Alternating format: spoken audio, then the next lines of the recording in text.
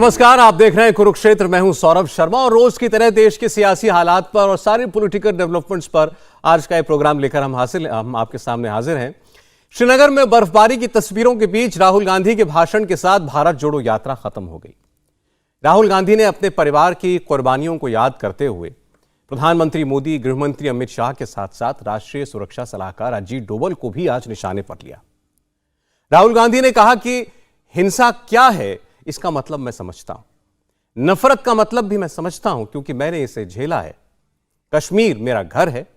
मुझसे यह कहा गया था कि सिक्योरिटी लेकर कार में कश्मीर में जाना, पैदल मत चलना वरना कोई ग्रेनेड अटैक कर देगा, लेकिन मैं पैदल चलता रहा।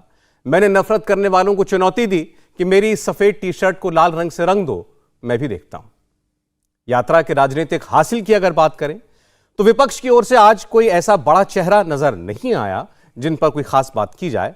हां, राहुल गांधी के बयान पर बीजेपी का जो रिएक्शन आया वो जरूर ध्यान खींचने वाला था। बीजेपी ने कहा कि राहुल गांधी लाल चौक पर तिरंगा इसीलिए फहरा पाए क्योंकि श्यामा प्रसाद मुखर्जी इसके लिए बलिदान हुए थे। बीजेपी का नारा था, जहां बलिदान हुए मुखर्जी वो कश्मीर हमारा है।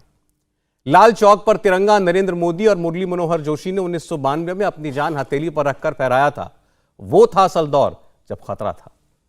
हमारे बलिदानों की वजह से राहुल गांधी आज कश्मीर में एक सुरक्षित यात्रा निकाल पाए। बीजेपी ने विपक्षी एकता के कॉन्टेक्स्ट में बात करते हुए राहुल गांधी यात्रा को पूरी तरह फ्लॉप बताया। कहा कि कोई आया ही नहीं क्योंकि सबको मालूम था कि यात्रा मोदी से मुकाबले के लिए नहीं है, विपक्षी नेताओं से मुकाबले के लिए की गई है। बीजेपी की ओर से सबसे बड़ा हमला उस विचार पर किया गया जो भारत जोड़ो यात्रा का सेंट्रल आइडिया था। आज बीजेपी के प्रवक्ता ने कहा कि पूरी यात्रा में राहुल गांधी कंफ्यूज दिखाई दिए। वो ये कहते रहे कि मोहब्बत की दुकान लगा रहा हूं और यह भी कहा कि दक्षिण से उत्तर तक कहीं नफरत दिखी ही नहीं। पार्टी के मुताबिक असल में राहुल मोहब्बत की दुकान से नफरत का सामान बेच रहे थे। पक्ष विपक्ष की बातें अपनी जगह पर हैं, लेकिन भारत जोड़ो यात्रा का हासिल है क्या? ग्राउंड तक कौन सा नैरेटिव पहुंचा? क्या नफरत के इस मुद्दे में इतना स्पार्क था जिसने मोदी सरकार को घेर लिया, या फिर इस यात्रा से किसी को कोई नुकसान नहीं हुआ, कोई ओपिनियन भी नहीं बनी, फायदा अगर किसी को हुआ तो सिर्फ राहुल गांधी को? आज कुरुक्षेत्र में भारत जोड़ो यात्रा के पॉलिटिकल क्रेडिट और डिबेट पर बात करेंगे, किसको क्या मिला और क्या चला गया। उससे पहले आपको सुनाते हैं आज राहुल गांधी का बयान। मैं हिंसा को समझता हूं। मैंने हिंसा सही है, देखी है। जिसने हिंसा नहीं देखी है उसे यह बात समझ नहीं आएगी। जैसे मोदी जी हैं, अमित शाह जी हैं, आरएसएस के लोग हैं, उन्होंने हिंसा नहीं देखी है। जो हिंसा करवाता है, जैसे मोदी जी हैं, अमित शाह जी हैं, अजीत डोभाल जी हैं, आरएसएस के लोग हैं, वो इस बात को समझ नहीं सकते हैं। वो दर्द को समझ नहीं सकते हैं। हम समझ सकते हैं। कश्मीर को लेकर कांग्रेस के हमले पर बीजेपी ने भी पलटवार किया। बीजेपी की ओर से कहा गया कि हमारी पार्टी के संस्थापक ने कश्मीर के लिए बलिदान दिया। बीजेपी सरकार ने कश्मीर का देश में असल मायनों में एकीकरण किया। ये वही कश्मीर है जिसके भारत में एकीकरण के लिए हमारे संस्थापक अध्यक्ष श्यामा प्रसाद मुखर्जी जी ने अपना बलिदान दिया था। ये वही कश्मीर है जहां स्वतंत्र भारत में एक ऐसा समय आया जब 10 वर्ष तक 26 जनवरी और 15 अगस्त को भी राज्यपाल भी झंडा नहीं फहरा सकते थे। 1988 से 1998 जिस दौर में हमारी पार्टी ने, जब डॉक्टर मुरली मनोहर जोशी जी हमारे राष्ट्रीय अध्यक्ष थे और वर्तमान प्रधानमंत्री श्री नरेंद्र मोदी जी युवा नेता के रूप में उस यात्रा के संयोजक थे, इसी श्रीनगर के लाल चौक पे जाके 26 जनवरी 1992 को झंडा फहराया था। तो उन बलिदानों और साहस के दम पर यही कश्मीर जो अगस्त 2019 में जो भारत के साथ संपूर्ण और असंदिग्ध रूप में एकाकार होने की प्रक्रिया पूर्ण हुई थी। यात्रा जो राजनीतिक उद्देश्य से प्रेरित थी, मगर मैं कह सकता हूं कि वो अपने राजनीतिक उद्देश्य में, अपने राजनीतिक ध्येय में, अगर आप पूरी यात्रा का क्रम देखेंगे तो नितांत सफल असफल दिखाई पड़ी। राहुल गांधी जी की यह यात्रा शुरू से अंत तक किस प्रकार की प्रवृत्तियों को साधे हुए उत्तरोत्तर आगे बढ़ रही थी। महत्वपूर्ण बात यह है कि न गांधी के प्रदेश में जा पाई, न नेहरू के प्रदेश में जा पाई। और सेना के बारे में ऐसे अपमानजनक बयान कहे गए, हमारे वीर सैनिकों के लिए पिटने की बात कही गई। और इससे बड़ा कंफ्यूजन आपको इस यात्रा में दिखाई नहीं होगा कि हर बयान में उन्होंने कहा कि वो नफरत के खिलाफ अपना अभियान चला रहे हैं, मगर इतने नफरती जहर बुझे सामानों को लेकर ये कौन सी मोहब्बत की दुकान वो श्रीमान सजा रहे थे, ये कोई भी समझ सकता है। एक तरफ उन्होंने कहा, दूसरी तरफ क्या बोला, मुझे नफरत कहीं दिखी नहीं। मतलब इससे बड़ा विरोधाभासी वक्तव्य आपको नहीं दे सकता कि मेरी यात्रा नफरत के खिलाफ थी, तथा कथित नफरत के खिलाफ, और मुझे तो नफरत कहीं दिखी नहीं। शुरुआत करते हैं आज की कुरुक्षेत्र की चर्चा की। सुधांशु त्रिवेदी को आप सुन रहे थे, बीजेपी के सांसद थोड़ी देर में हमारे साथ जुड़ने जा रहे हैं। हमारे साथ कांग्रेस पार्टी से हैं अभय दुबे जी। अभय जी, आपका बहुत स्वागत है। और आज आपके सामने एक पॉलिटिकल कमेंटेटर की भूमिका में सुहेल सेठ साहब हमारे साथ जुड़ रहे हैं। सेठ साहब, आपका भी स्वागत है। अभी चूंकि हमने बीजेपी की बात आपको सुनाई, अभय जी मैं आपका रिएक्शन चाहूंगा उस पर। राहुल गांधी जी के आज के बयान पर, आज के उनके भाषण पर बीजेपी ने यह कहा है कि यह यात्रा राहुल गांधी ने बीजेपी के खिलाफ या नरेंद्र मोदी के खिलाफ नहीं निकाली थी, बल्कि केवल और केवल विपक्ष में अपने नेतृत्व को उभारने के लिए निकाली थी। और उसमें भी वो पूरी तरह फ्लॉप साबित हुए, क्योंकि यात्रा में कोई विपक्षी चेहरा आता हुआ हमें दिखाई ही नहीं दिया।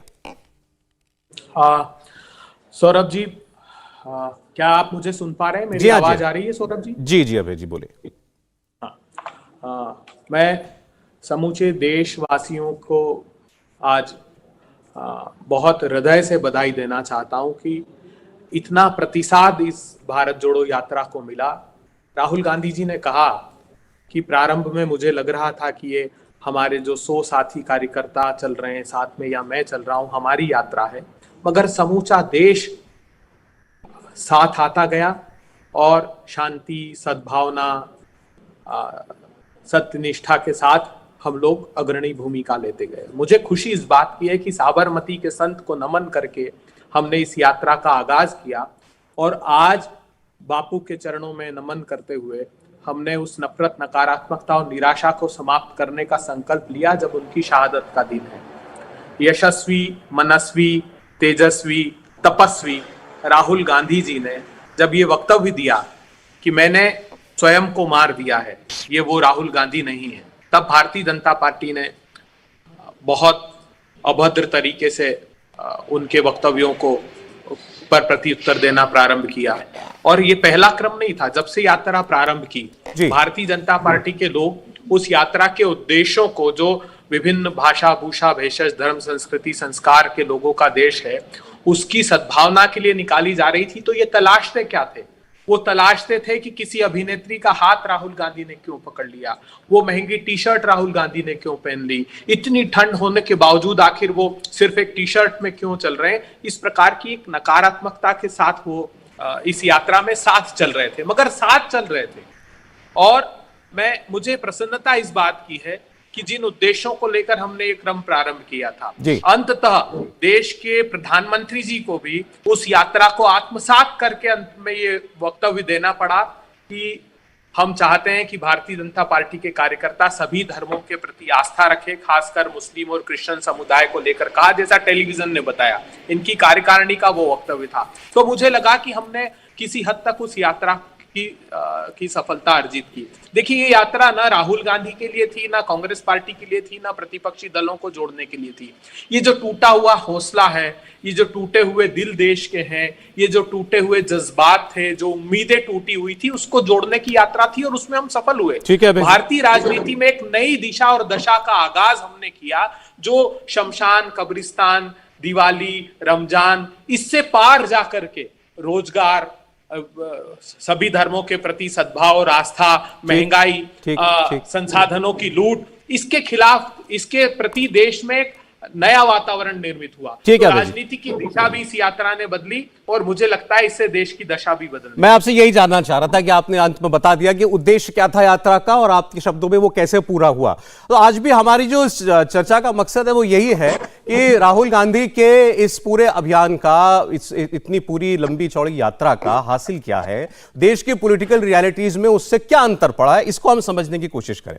अभी आपने कहा कि इसका सबसे बड़ा प्रमाण तो यह है, यात्रा कामयाब रही कि प्रधानमंत्री ने भी यात्रा के मैसेज को आत्मसात करके अपने लोगों को यह संदेश दिया, सुधांशु त्रिवेदी जी। लेकिन त्रिवेदी जी थोड़ी देर पहले एक प्रेस कॉन्फ्रेंस में कह रहे थे कि यात्रा पूरी तरीके से फ्लॉप है, फेल है और राहुल गांधी जी कंफ्यूज हैं। सुधांशु जी। देखिए, भारत की राजनीति में अप्रासंगिक होने की, विपक्षी दल की भूमिका के रूप में भी अप्रासंगिक होने की, नाकाम हसरतों का मजाक लिए ये अपनी मंजिले मकसूद से महरूम रही। यानी अपनी राजनीतिक असफलताओं की कुंठा लिए हुए भ्रमित और लक्ष्य से पूर्णता भटकी हुई यात्रा।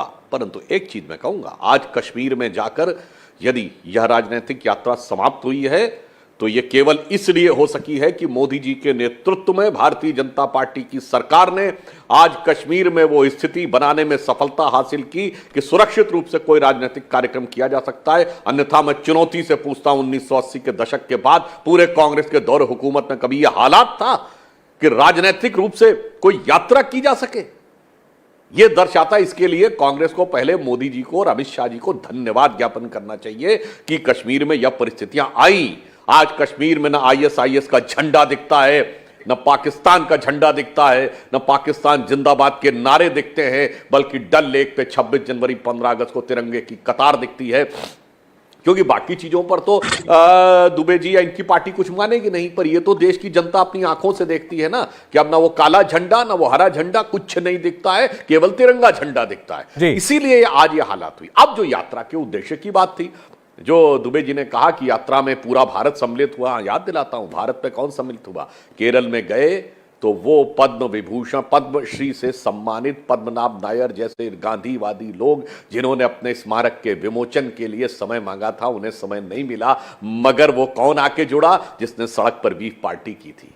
केरल में जाकर वो फादर जोसेफ के से मिलने का वक्त नहीं मिला जिसके हाथ काट दिए गए थे, पर तमिलनाडु में जाकर वो फादर जॉर्ज पुनैया जो कहता है कि भारत की धरती इतनी अपवित्र है कि मैं इसलिए जूते पहनता हूं कि पैर न उससे टच हो जाएं, उसको साथ लेने का मौका मिला। फिर कर्नाटक में गए तो इनके कार्यकारी अध्यक्ष ने कहा हिंदू शब्द गंदा है। तो महाराष्ट्र में पहुंची तो सावरकर जी के खिलाफ पता नहीं क्या क्या नफरती बयान देने लगे। और तो और गांधी जी के प्रांत में जाने की तो हिम्मत ही नहीं कर पाए। गुजरात में जब बगल से गुजरे तो गांधीयंस विद गन जैसा कंफ्यूजिंग और भ्रामक बयान देने वाली गुजरात के विकास की विरोध की प्रतीक मेधा पाटकर को उन्होंने गले लगाया।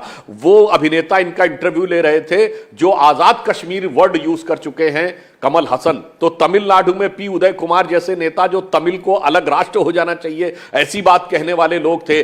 परमानेंट, जैसे बारात में एक सहबाला होता है ना सौरभ जी, तो परमानेंट सहबाला कौन था? एक छात्र नेता जो शायद 34-35 वर्ष का है मगर छात्र नेता है, जिसकी ख्याति टुकड़े टुकड़े से जुड़ी हुई है। और जब यात्रा अपने मुकाम पे दिल्ली में पहुंची तो इन्होंने तमाम दलों से आग्रह किया, विनय किया, अनुनय विनय किया कि साथ में आ जाओ, कोई सहारा ही न मिला।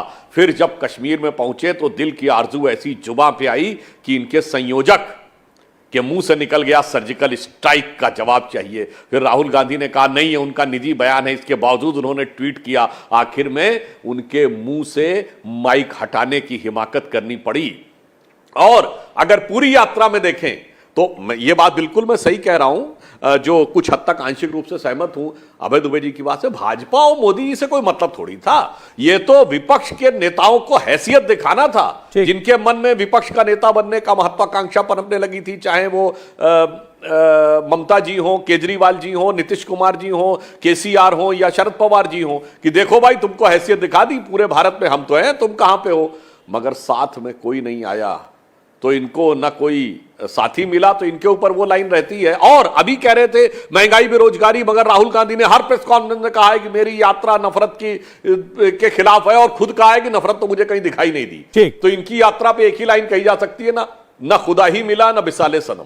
अच्छा चलें, ठीक है। देखिए, कांग्रेस पार्टी लगातार ये कहती रही यात्रा में कि ये कोई पॉलिटिकल यात्रा नहीं है, इसका कोई राजनीतिक मकसद नहीं है, ये देश को जोड़ने के लिए एक सामाजिक यात्रा हम निकाल रहे हैं। आफ्टर ऑल कांग्रेस पार्टी एक पॉलिटिकल पार्टी है। राहुल गांधी एक सांसद हैं, वो नेता हैं, वो चुनाव लड़ते हैं, 2024 में भी वो चुनाव लड़ेंगे। तो सुहेल सेठ साहब के पास कुछ इस यात्रा का जमीन पर क्या उनको हासिल हुआ दिखाई देता है कांग्रेस के लिए, वो समझने के लिए जाना चाहता हूं।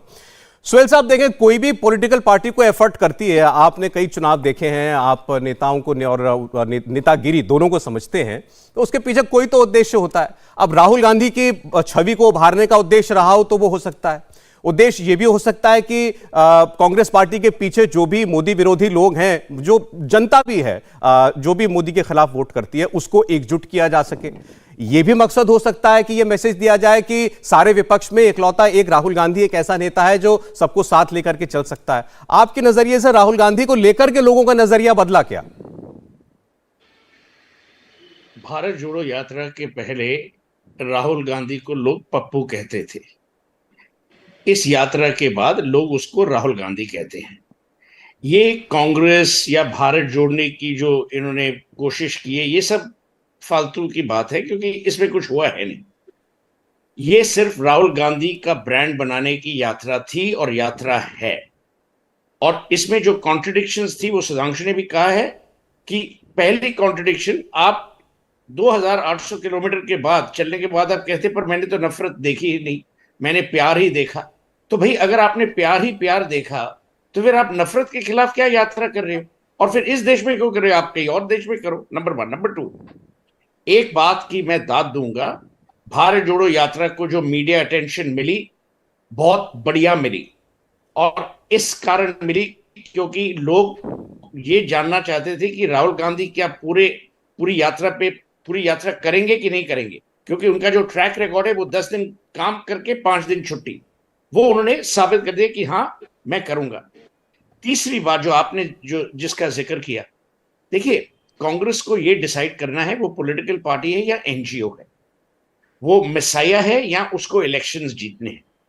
ये भारत जोड़ो यात्रा से जिस तरीके से ये यात्रा गई है, और आज ये वो क्या बर्फ की गोलाबाजी हुई, ये सब चीजें, आप क्या देश को इंप्रेस करोगे?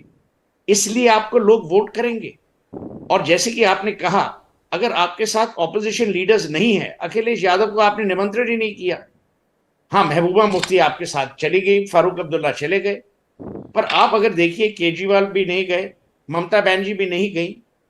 तो कौन सी आपने, ना तो ऑपोजिशन को जोड़ा है, आप खुद कहते हैं कि भारत में नफरत है नहीं, तो आपने भारत को भी नहीं जोड़ा, आप यात्रा पे चले गए। और एक बात है, ये उनको मैं क्रेडिट दूंगा कि जो यात्रा की मैनेजमेंट है, जो मीडिया अटेंशन है, वो बहुत सही थी। जो कुछ उन्होंने कहा, सही कहा। ये देखिए, मैं पॉलिटिकल आदमी नहीं हूं, मुझे भी एक निमंत्रण आया चिट्ठी द्वारा राहुल गांधी के ऑफिस से। जो उसकी वर्डिंग थी, बहुत ही डिसेंट, बहुत ही इंपॉर्टेंट वर्डिंग थी। मैंने जो उत्तर दिया, मैंने कहा कि while it is fine for you to do what you're doing, I'm apolitical, and मेरा साइज देके आप तो जानती है कि मैं यात्रा पे तो कभी जाऊंगा ही नहीं। जो कहने की बात मेरी है सौरभ जी, कि अगर आपको नरेंद्र मोदी या भारतीय जनता पार्टी को हराना है, तो आपको पॉलिटिकल एंगल से हराना पड़ेगा। और वो पॉलिटिकल एंगल, पहले आप अपनी कांग्रेस पार्टी को जोड़िए।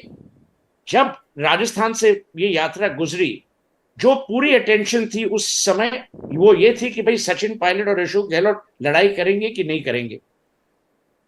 जब ये यात्रा कश्मीर में पहुंची, लोग ये पूछ रहे थे कि भाई इनके साथ जाएंगे कौन जी? ये एक फैमिली रिवाइवल यात्रा है। ये यात्रा कांग्रेसियों को दिखाने की यात्रा है कि भाई देखिए, हम मालिक हैं, खड़गे जी हमारे सीईओ हैं, और यही है, ये ब्रांड बिल्डिंग है। और इसमें कोई गलत बात नहीं है, क्योंकि मोदी के मुकाबले में आज जो राहुल गांधी का ब्रांड है, वो बहुत ही कम है। क्योंकि मोदी और अमित शाह ने जो भारतीय जनता पार्टी को स्टीयर किया है, वो 2 इलेक्शंस जीते हैं। ये नहीं कि आप कह रहे हैं कि भाई हाँ नफरत, ये बहुत ही इररिस्पॉन्सिबल स्टेटमेंट आज राहुल गांधी ने कहा कि मोदी ने हिंसा करवाई है, अमित शाह ने करवाई है।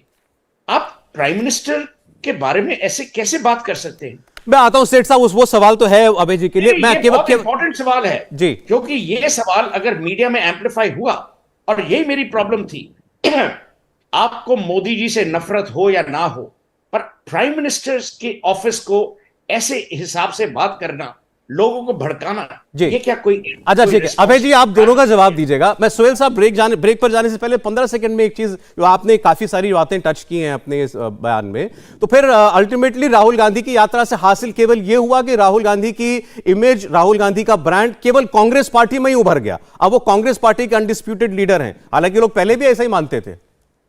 नहीं, कांग्रेस पार्टी में और काफी जनता के सेक्शंस में। ठीक है, देखिए सुधांशु ने सही कहा कि ऐसे काफी लेफ्ट लिबरल्स, और मैं पता नहीं क्यों लोग उनको लिबरल्स बोलते हैं, पर जो सारे जो लेफ्टिस्ट थिंकिंग थे वो भी जुड़ गए क्योंकि वो समझते हैं कि उनको एक आवाज मिल रही है।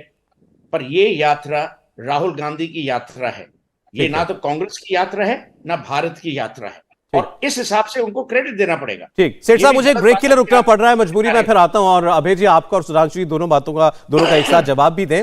हालांकि राहुल गांधी ने आज ये कहा, जो भी सेठ साहब ने कहा कि राहुल गांधी की यात्रा ना कांग्रेस की ना देश की, उन्होंने उसके उलट ये कहा कि यात्रा मेरे लिए नहीं थी, ये मैंने अपने लिए ना अपने लिए निकाली, मेरी पार्टी नाराज होगी, मैंने पार्टी के लिए भी नहीं निकाली, मैंने पूरे भारत के लिए यात्रा निकाली थी। इससे पहले सुधांशु जी ने और सोहेल सेठ साहब ने काफी बातें यात्रा और राहुल जी के बारे में कही। अभय जी से उनका जवाब जानना चाहता हूं। अभय जी थोड़ा सा आप मेरे सवाल का जवाब पहले देते, मैं जानता हूं आपको बहुत उत्तर देने हैं। यह सवाल वाकई आज उठ रहा है कि राहुल जी ने जो ये कहा कि मेरी बात नरेंद्र मोदी, अमित शाह और अजीत डोभाल का नाम उन्होंने आज शायद पहली बार लिया, ये लोग मेरी बात नहीं समझेंगे क्योंकि हिंसा मैंने अपने परिवार में झेली है, ये लोग हिंसा फैलाने वाले हैं। इस पर सेठ साहब ने भी आपत्ति दर्ज की है। तो ये जो बात उन्होंने आज कही, सीधे प्रधानमंत्री को, गृह मंत्री को, एनएसए को कह रहे हैं हिंसा फैलाने वाले हो, इसको कैसे उचित समझे?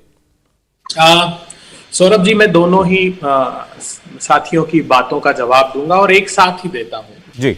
और मैं सोहेल सेठ जी का कांग्रेस पार्टी, मेरी बात इतना निवेदन है कि मेरे सवाल के जवाब से शुरुआत कर दें केवल। मैं सभी सवालों का जवाब दूंगा, आप निश्चिंत रहिए जी। सोहेल सेठ जी का कांग्रेस पार्टी की तरफ से मैं आदर करता हूं क्योंकि हर आलोचना और समालोचना का आदर किया जाना चाहिए। अगर सोहेल सेठ साहब आते ना यात्रा में तो वो देख पाते, हमने इसलिए तो आमंत्रित किया था कि वो देख पाते कि किस प्रकार माखनलाल बिंद्रू जो 90 के दशक में भी घाटी छोड़कर नहीं गए, पंडित परिवार, उनकी निर्ममता पूर्वक हत्या कर दी। रजनीवाला जो स्कूल टीचर है उनकी हत्या कर दी। राहुल भट्ट जो शासकीय कर्मचारी था, 2008 में मनमोहन सिंह जी की सरकार के समय नौकरी हासिल जिसने की थी, उसकी हत्या कर दी।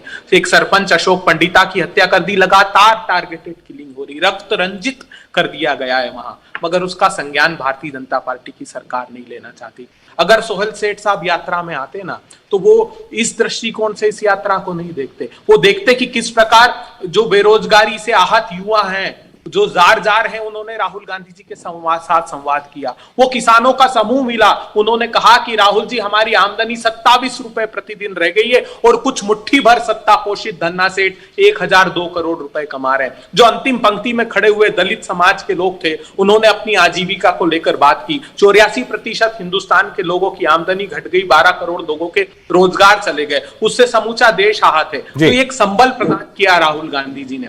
और जो बात आपने कही ना, वही तो मैं कह रहा हूं कि आप देखिए किस प्रकार इस यात्रा की बहुत बड़ी उपलब्धि है। जो दिवाली, रमजान, शमशान, कब्रिस्तान करके देश के शीर्षस्थ नेतृत्व, प्रधानमंत्री तक ये बात अगर चुनाव में करते थे तो आज उनको मजबूर होकर कहना पड़ा कि सद्भाव का देश है। सुहेल सेठ साहब, इस हिंदुस्तान ने देखा है कि संविधान की शपथ खाने वाले मंत्री जो भीड़ की हिंसा में लोगों को मार दिए गए अपराधी थे, उनकी गले में माला पहनाते थे सेठ साहब, इसलिए ये देश आहत था। इस देश के कलाकार, इतिहासकार, कलमकार और आपके जैसे मूर्धन्य लोग जब असहिष्णुता की बात करते थे तो सरकार कहती थी अवार्ड वापसी देंगे। जब किसानों ने अपना आग्रह लेकर जंतर मंतर पे स्थान नहीं दिया, दिल्ली की सड़कों पर आए तो कहा खालिस्तानी है, पाकिस्तानी है। तो इसी के खिलाफ, ये आज की बात नहीं थी, जो 7-8 साल में देश के साथ हुआ, उसी को लेकर अभय जी, मेरे ख्याल से आज का उनका स्टेटमेंट जो था वो कोई जेनरिक स्टेटमेंट नहीं था। उन्होंने अपनी बात को बड़े अच्छे से क्वालिफाई करके ये बताया कि मैं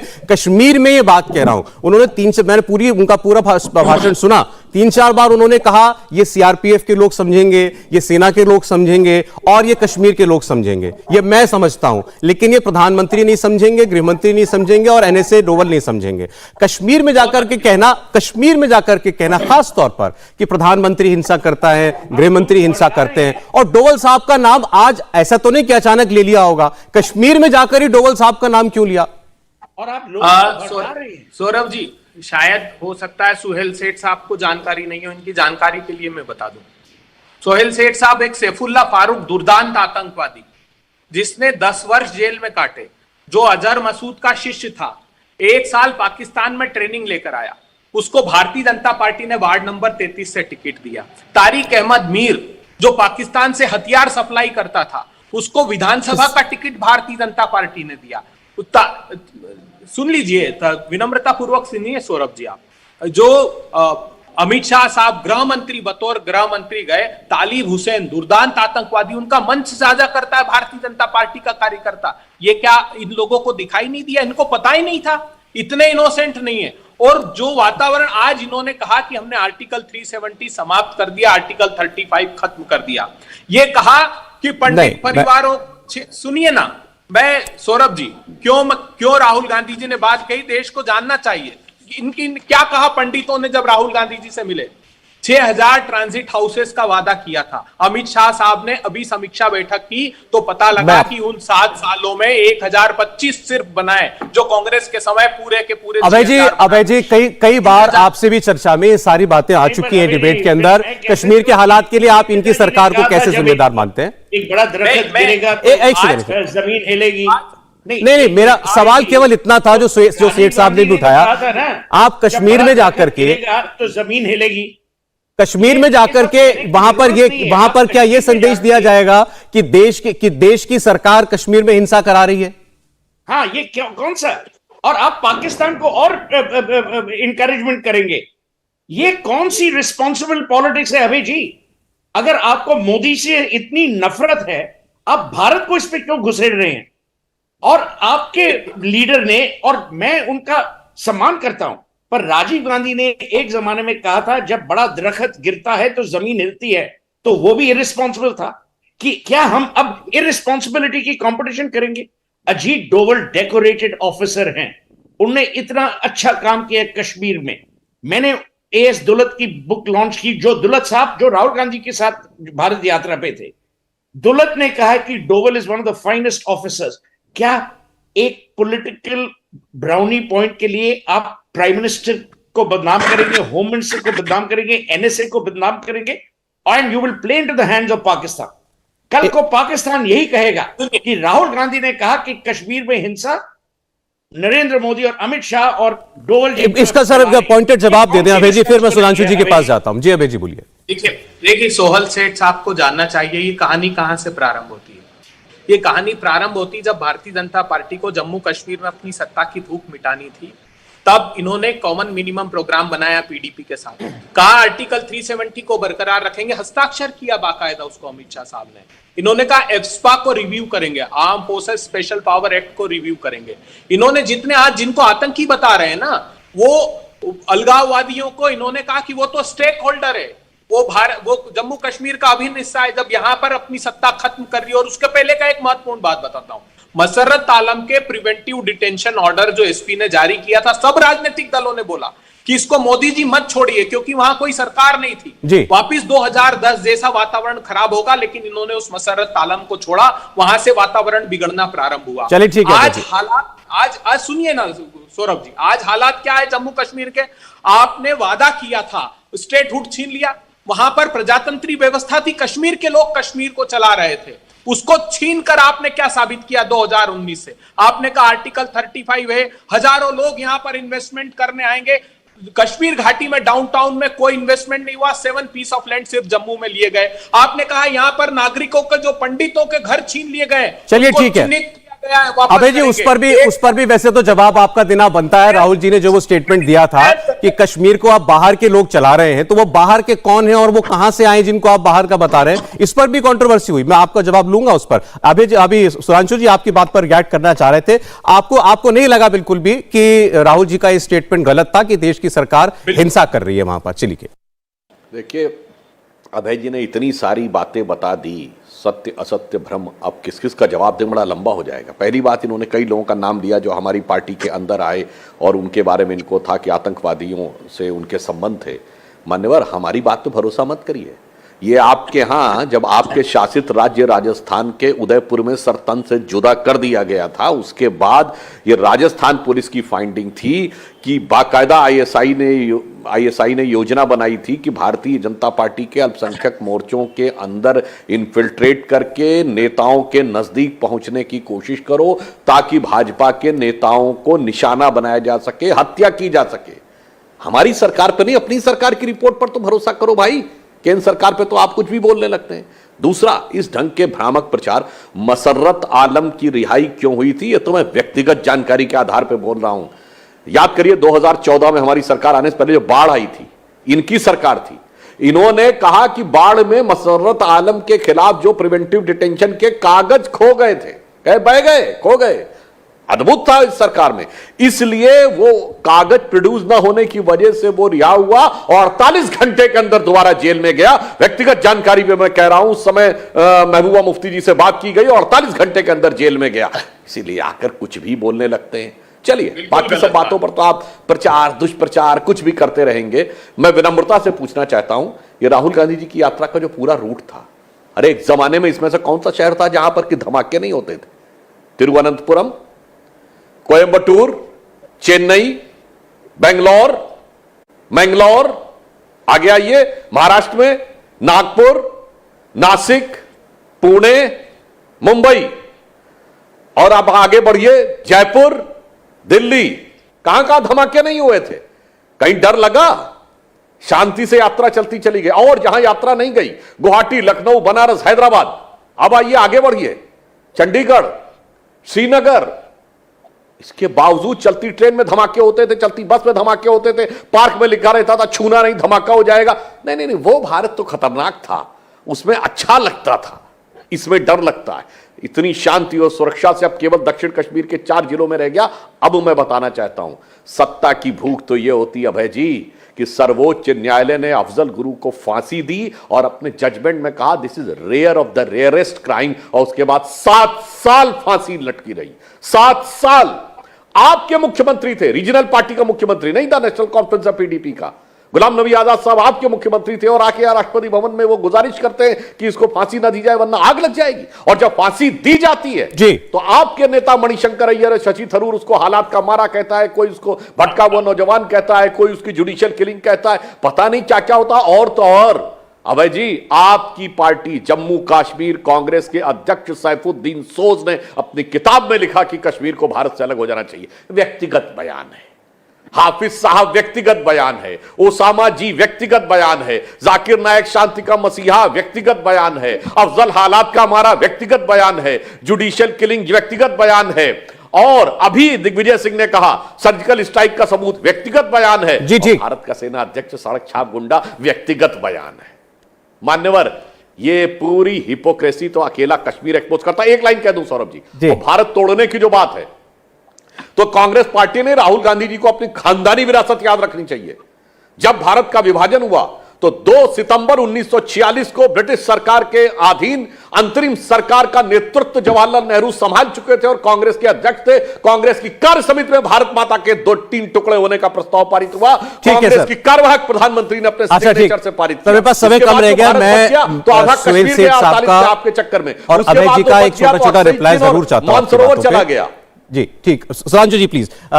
बाकी अब चर्चा को समेटते हुए, अब चूंकि आप कांग्रेस ने ये क्लियर कर दिया है कि यहां से आगे जो भी कुछ काज किए जाएंगे कांग्रेस में, जो भी अभियान होंगे वो प्योर पॉलिटिकल होंगे, चुनाव की दृष्टि से होंगे, आप विपक्ष को भी एक करेंगे। सेठ साहब ने शुरुआत में कहा कि राहुल गांधी को लेकर लोगों की इमेज बदली है, पहले उनको जो शब्द पुकारा जाता था अब नहीं, अब उनको लोग राहुल गांधी के नाम से जानते हैं, मानते हैं, और लोगों में भी एक अच्छा संदेश गया है। सोहेल साहब फिर ये बताएं कि क्या राहुल गांधी इस हद तक अपनी इमेज को बदल पाए, या उनको लोग इतना गंभीरता से लेना शुरू कर चुके हैं कि नरेंद्र मोदी के मुकाबले भी उनको कोई देखने लगे, और जो कुछ कहते हैं फेंस सिटर्स होते हैं हमारे वोटर्स, या वो लोग जो बिखर जाते थे नरेंद्र मोदी के खिलाफ वोट करते हुए अलग अलग दलों में, वो सब राहुल गांधी के पीछे इकट्ठा हो जाएं? क्या ऐसा माहौल बना है? नहीं ऐसा माहौल कि लोग उनको नरेंद्र मोदी के मुकाबले में या नरेंद्र मोदी के लेवल पे ले आएंगे एज अ लीडर, वो तो नहीं बना। पर एक बात है, जो उनकी इमेज थी और आज जो उनकी इमेज है उसमें एटलीस्ट 200% इंप्रूवमेंट है, नंबर 1। नंबर 2, लोग अब समझ रहे हैं कि वो राजनीति में थोड़ा सीरियस हो गए हैं। पर देखिए, मोदी जी के मुकाबले में एक बात है, नरेंद्र मोदी, और वो मेरे ब्रीफिंग क्लाइंट थे जब मैंने वाजपेयी जी का कैंपेन किया, मैं उनको 1999 से जानता हूं। जो उस आदमी की कैपेसिटी फॉर हार्ड वर्क है एंड फॉर प्रोसेसिंग है, वो इनके अभी होगी नहीं जी। नंबर 1। नंबर 2, प्रॉब्लम यह है कि सौरभ जी की राहुल और प्रियंका अभी भी कांग्रेस पार्टी को एज ए फैमिली एंटरप्राइज चला रहे हैं। ठीक, जैसे मैंने पहले जिक्र किया, खड़गे जी सीईओ हैं। यहां पे जो कार्यकर्ता हैं, भारतीय जनता पार्टी के जो कार्यकर्ता हैं, जो कार्डर्स हैं, और इन्होंने आरएसएस के खिलाफ भी आज कहा, आरएसएस के जो कार्डर्स हैं वो आप पॉलिटिकली नहीं मैच कर पाएंगे। अच्छा ठीक है, क्योंकि वही प्रॉब्लम है इस यात्रा में। ठीक, ये मेरा सेठ साहब प्लीज, मैं आपको सॉरी रोक रहा हूं बीच में, बिल्कुल टाइम नहीं है। अभय जी, मैं ऑलरेडी ओवररन कर चुका हूं, 10 सेकंड में प्लीज। मैं जानता हूं थोड़ी नाइंसाफी है, लेकिन पॉलिटिकल फॉर्च्यून्स पर जो बात हुई है इस यात्रा के बाद, उस पर आप कुछ एक कमेंट दें। नहीं, देखिए, मैं जब इतिहास साक्षी है, भारतीय जनता पार्टी जब भी जम्मू कश्मीर में रही है वहां पर नरसंहार हुआ है। नदी मार्ग में चाहे वो सिंहपुरा का सिखों का नरसंहार हो, चाहे वो रघुनाथ मंदिर हो या अमरनाथ यात्रा। मैं सुहेल सेठ साहब को एक बात सिर्फ जवाब, बिल्कुल उतना हार्ड वर्क नरेंद्र मोदी जी जितना राहुल गांधी नहीं करेंगे कि 12 करोड़ लोगों के रोजगार चले जाएं, 84 करोड़ लोगों की आमदनी घट जाए, किसानों की आमदनी 27 रुपए रह जाए और धन्ना सेठ लोग 1002 करोड़ रुपए कमाए। इतनी मेहनत नहीं करेंगे। अभय जी, माफी चाहता हूं, रोक रहा हूं आपको, मुझे लगता है, लेकिन मुझे लगता है जवाब आपका जो था वो आ गया पूरा। बहुत शुक्रिया अभय दुबे जी, सुधांशु जी, सेठ साहब, आज हमारे साथ इस चर्चा में जुड़ने के लिए। अब इंतजार करते हैं कांग्रेस पार्टी और राहुल गांधी का अगला राजनीतिक कदम और अगला राजनीतिक अभियान क्या होता है। इंडिया टीवी हर वक्त हर जगह डाउनलोड करने के लिए सर्च करें India TV news Google play store या ऐप स्टोर पर।